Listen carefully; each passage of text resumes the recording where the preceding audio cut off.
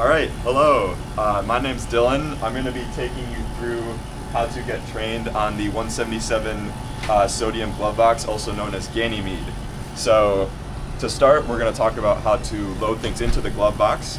So basically the most important rule is to have everything be sort of open air, because when you load things into the antechamber, you're going to be repeatedly pulling vacuum and adding argon.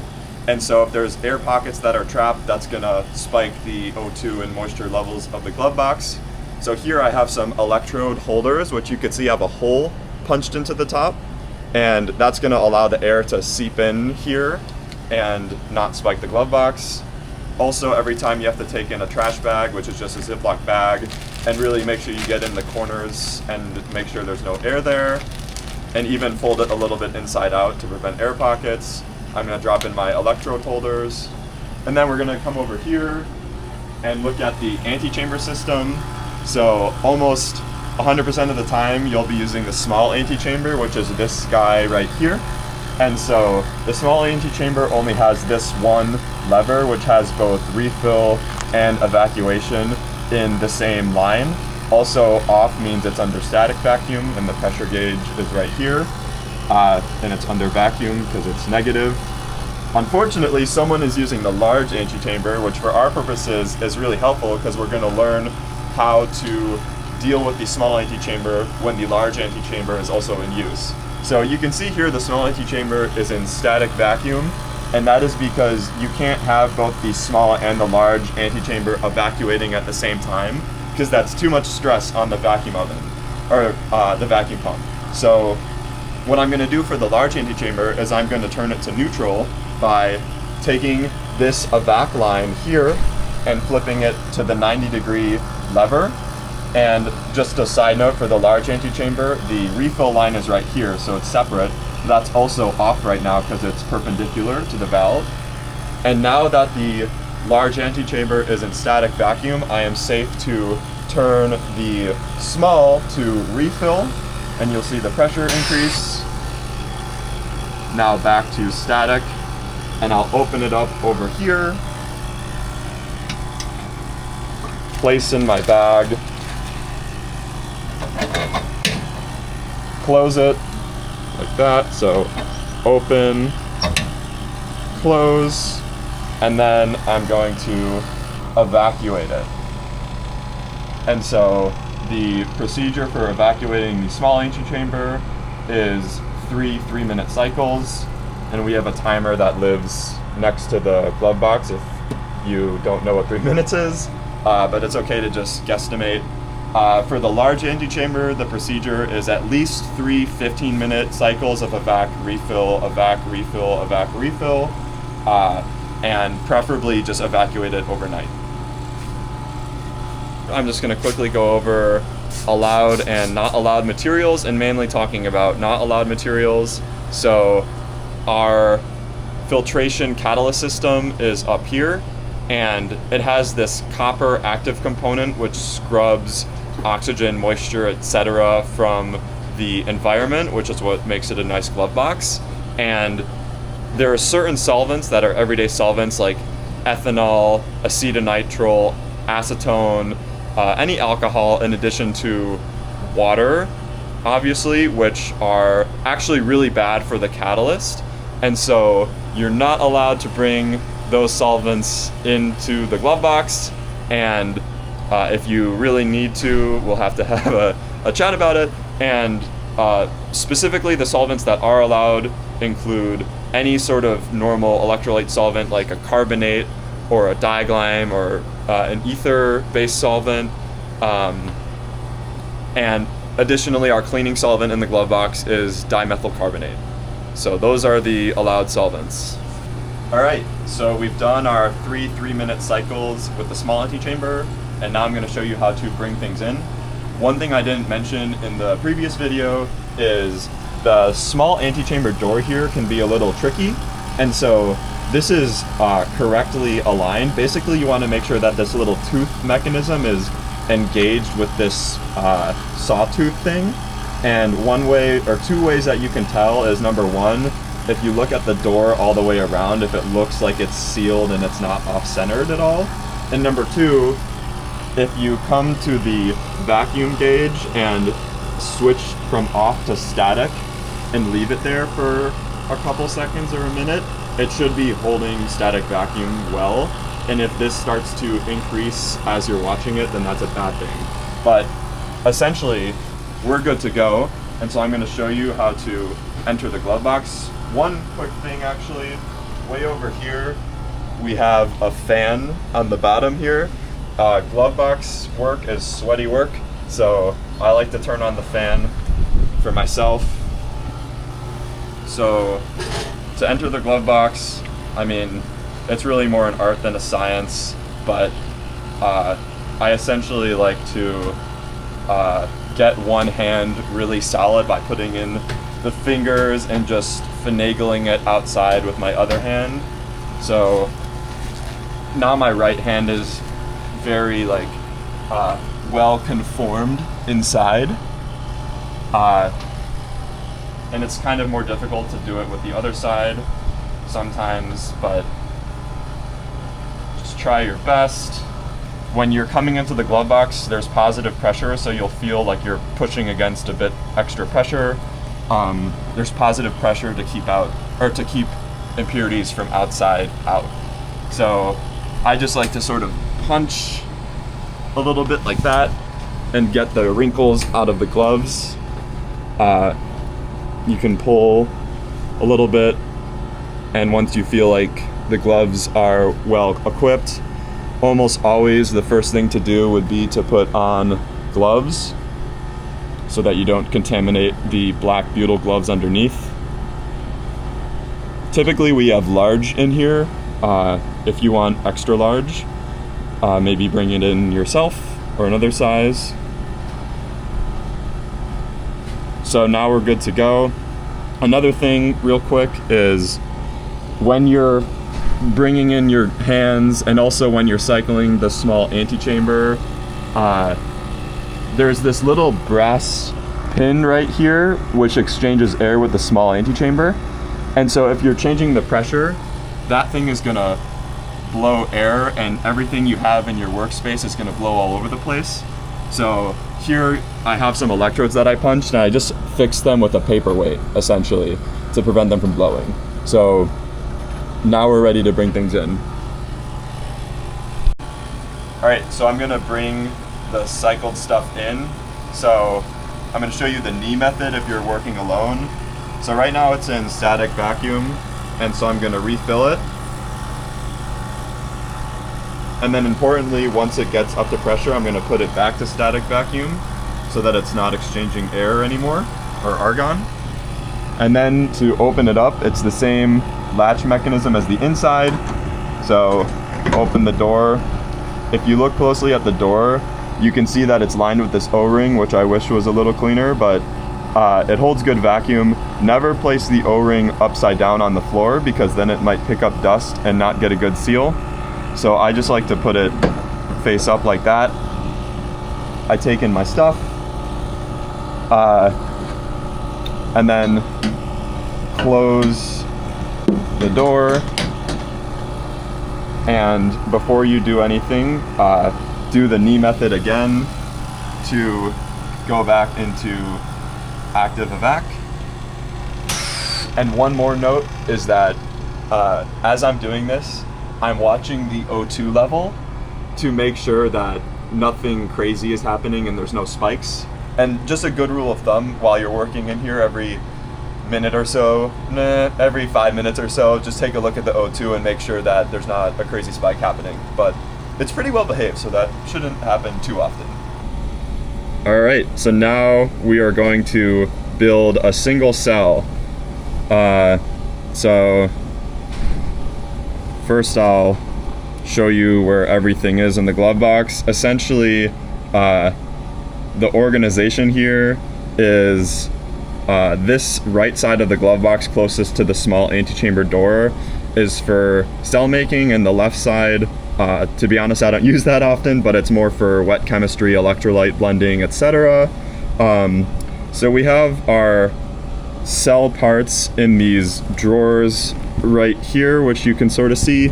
So I'm just gonna grab them both. Both of them are coin cell parts, and even though they have different drawer names, they are just sort of the same parts.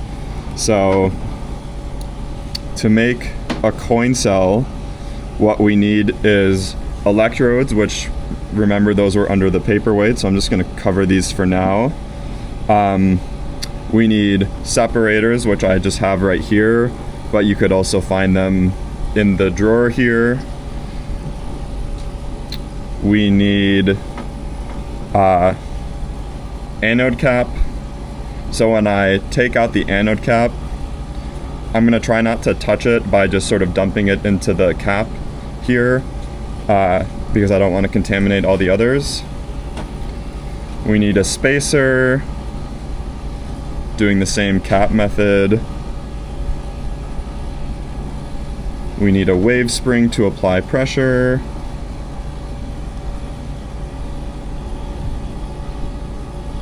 So the wave spring is harder to do the cap method, but because so often they like to stick together. But I just did it, so it's possible. A gasket to prevent a short circuit. And I'll show you when I assemble the cell how all these parts come together. And finally, a cathode cap. A nice housekeeping thing is that as I'm going through the cell parts, I'm making mental notes of what cell parts are running low. So honestly, everything else is fine except the cathode caps. We only have 5 or so left. So I'm gonna make a mental note to refill the cathode cap parts when I come out. Otherwise, the next user might not be able to make enough cells. And then I'm just gonna put these back on the shelf here. So now we have all our cell parts ready to go. I'm gonna grab my tweezers. You should make sure to have your own tweezers for whatever material you're working with. And you could keep those in your drawer. So typically I have one pair of plastic tweezers for dealing with sodium metal, because sodium likes to stick to steel. And then I have some sort of carbon or ceramic tip tweezers for dealing with the cathode. And it's good to keep those separate to prevent a short circuit. So I'm going to put one of my cathodes to the side for now. So others like to be more organized than I am in terms of where the cell parts go, but do it any way you want. I'm just going to show you how I do it. So the first step is to take the gasket and look for where, so the gasket has a little lip that's facing up. It's kind of like a U shape that goes all the way around the ring. So you have to know where the lip is first, and I like to test this out by sticking my tweezer into the lip. It's kind of hard to see, but the tip of the tweezer is in between two little slips of plastic. And so the open side of the lip should be facing up, and that goes into the cathode cap right here, which is the bigger part, or the bigger cap. So I'll just hold it up. Cathode cap with the lip facing up is the bigger one, like this. And then the anode cap is smaller and sort of has this groove around the edge. So that will go in last. And now another thing I like to do is I like to affix a tweezer, or sorry, a pipette tip to the micropipette. Oh, we might have to affix a pipette tip to the micropipette. So I use 80 microliters, which is completely flooding the cell. Feel free to use less or more depending on what you want to do.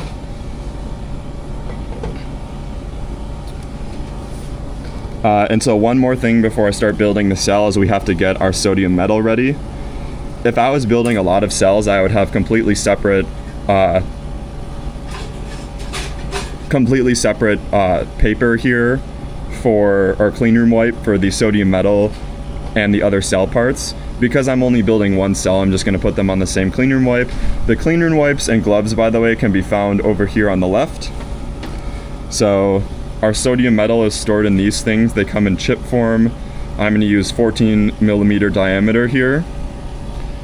And by the way, once I start touching the sodium stuff, these gloves are sodium contaminated.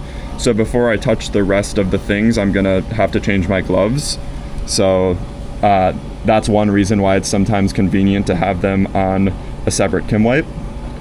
You'll need one more pair of tweezers for dealing with the sodium metal, which is these in this NA tools box off on the left. And it is a pair here that has this white cap over it. So this is a sort of cautionary step because these tweezers are very sharp. See, they're extremely sharp. And if you're not careful, you can pierce right through the butyl and even to your own skin underneath. So a learning that I've had is whenever you're working with these sodium tweezers, to like never multitask and always make sure you're holding the sharp part away from you. But now that we have this ready, we're going to take out a sodium metal chip.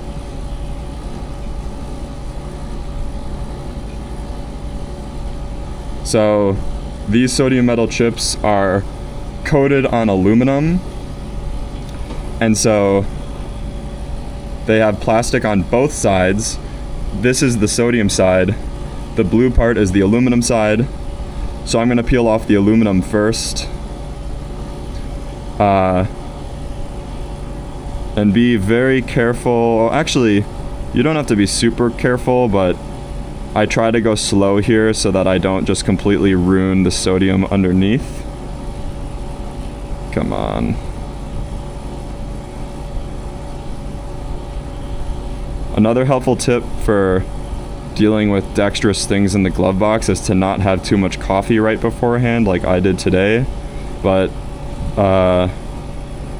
see, now I found an edge and this blue part peels right off. And so this is the aluminum side. Oh, actually very important. These plastic things can blow all over the glove box. So please just put them right into your trash bag instead of leaving them on the mat like I almost did. And then same with the plastic here. You can't see it, but I've already got it. So there's a piece of plastic here that I just peeled off, revealing the sodium underneath. So I put the sodium side down on the mat just so it doesn't react with any air as much as possible. And again, just discard that plastic right away so it doesn't blow all over the place. So now we're done with the scary tweezers. And before I touch anything else, I'm gonna change my gloves because these are sodium contaminated. Just dispose of them right away.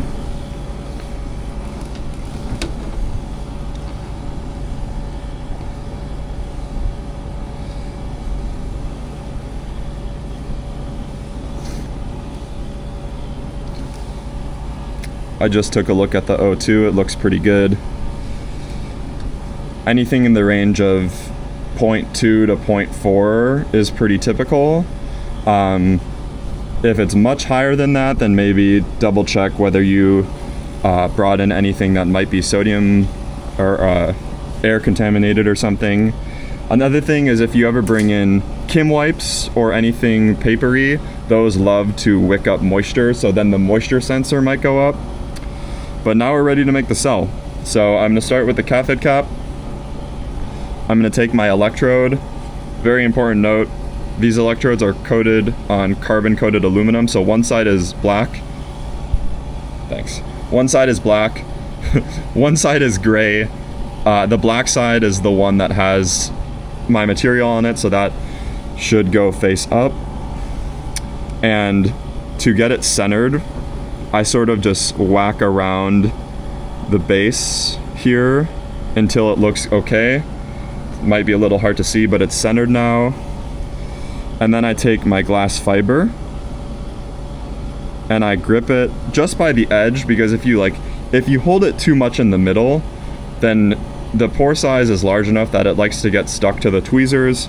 So I just grip it right on the edge and just sort of plop it in there. Importantly, if I was working with CellGuard, I would have to add electrolyte to both sides of the separator, the cathode and the anode side. But because glass fiber has such big pores, I'm able to just add the electrolyte to one side.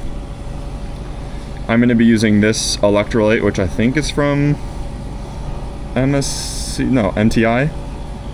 It's 1-to-1 volume ratio ethylene carbonate, diethyl carbonate with 1 molar NaPF6 salt and 2 weight percent FEC additive, which is supposedly a high voltage stabilizer. So I'm gonna just use the micropipette and pipette all that 80 microliters right there. I don't know if you can tell, but you can see the disc of the cathode, which is more or less centered. So now I'm going to use these plastic tweezers to handle the sodium metal. So remember, the sodium is sodium side down. So I'm just going to put that right on top.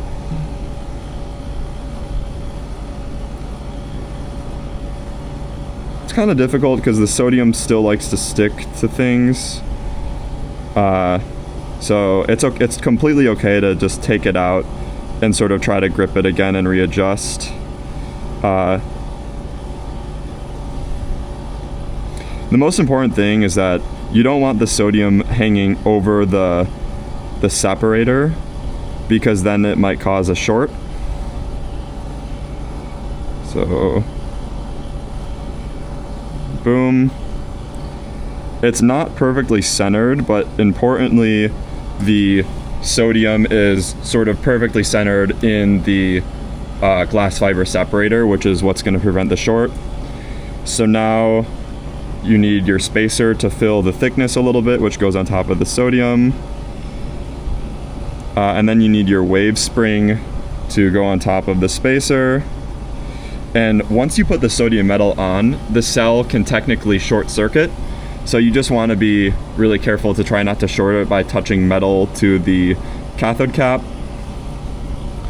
And then lastly, you need your anode cap. And essentially what I'm going to try to do here is I'm gripping it in the middle like this. And I remember we have the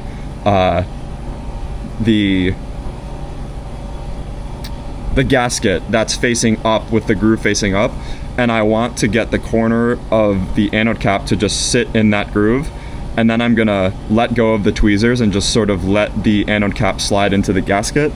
It sounds complicated, but it's not too bad. So here I'm looking for that groove. I found the groove, I let go of the tweezers, I slide in, it's all good. I'm gonna take my thumb and press it down, and you can't tell probably, but there's electrolyte that's coming up because it's flooded. And now I'm gonna crimp it. So the cell goes in with the anode cap facing up to the crimper. So the crimper has this little groove in the middle. So I'm gonna take my index finger and slide the cell into the groove, and I'm gonna sort of wiggle it around to make sure that it's actually in the groove and not sort of off to one side. And I'm gonna take a piece of Kim wipe and just place it over the top, and then you just have to press the green button.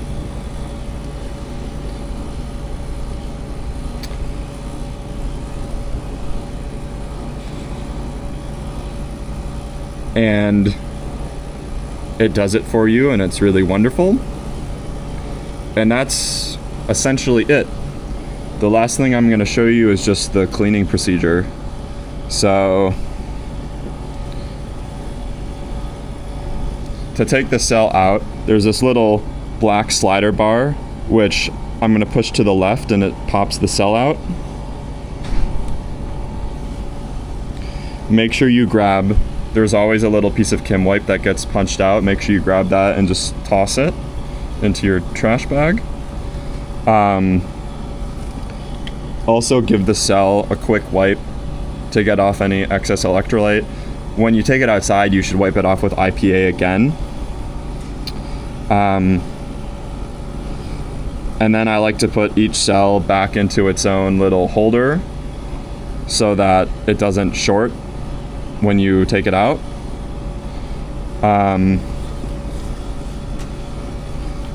And then real quick, I'm gonna show you the cleaning procedure, which essentially involves taking a new Kim wipe, taking our cleaning solvent, which says clean DMC, dimethyl carbonate, just so you can see it's just in here. Go ahead and cover the whole top and just get a bunch of solvent on there. So then you can clean your tweezers and put those away.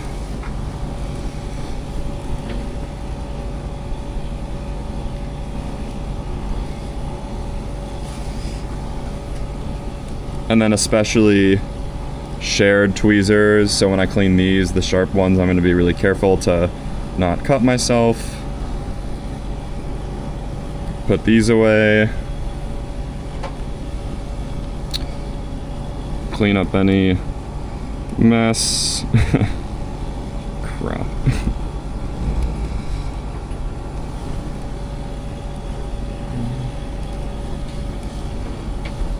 And then honestly, I just sometimes ball up the clean room wipe, and basically you're gonna go ahead and just give the floor a nice wipe and anything that you touched. So make sure to get both the top and bottom of the crimper. Turn off the crimper. And then you're ready to come out of the glove box with your cell and your garbage. Oh, actually, make sure you also get the pipette tip. That's something I always forget. All right, so now we're gonna come out of the glove box here. So in addition to the pipette tip, I always forget to take off my gloves, but try your best to remember, and if not, when you pull out the butyl gloves, you'll definitely know that you still have the purple gloves on. You're gonna try to close the Ziploc bag and compress it. And be careful when you're compressing it, because just double check for yourself that there's no sharps in there. The reason that we compress the bag is so that it fits into the small antechamber. But if worse comes to worse and there's sharps in there, then you'll just have to keep those in the glove box for now.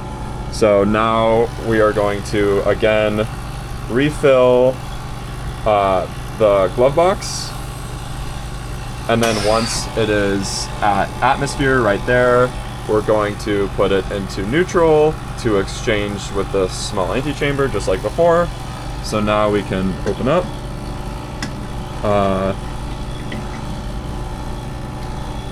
Wonderful.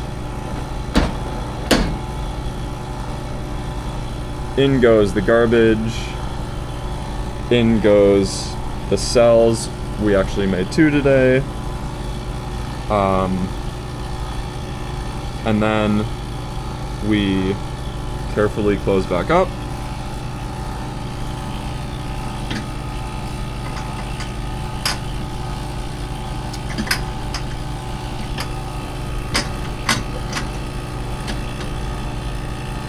Awesome. So technically you're ready now to just take things out, but as a quick double check that the doors are sealed correctly, it's good to just pull a little bit of vacuum and put it to static and see if it holds, which it is. So now we're ready to refill once again and take things out. So we're ready for that. And then just some quick housekeeping things. Turn off the light right here when you're done. Remember to turn off the fan. If you sweat a lot, wipe the gloves with IPA. And then as a last thing, we're going to record the O2 spike during the session. So here, we're gonna write the date, we're gonna write my name. We use the right side of the glove box, and the highest I saw was 0.4 ppm right at the start.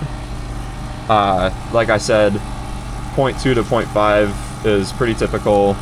But sometimes if there's a spike, like this morning, I brought in new cleaning DMC and it spiked to 8 ppm, and so if it spikes that much, I just sort of try to write a reason of why it might spike.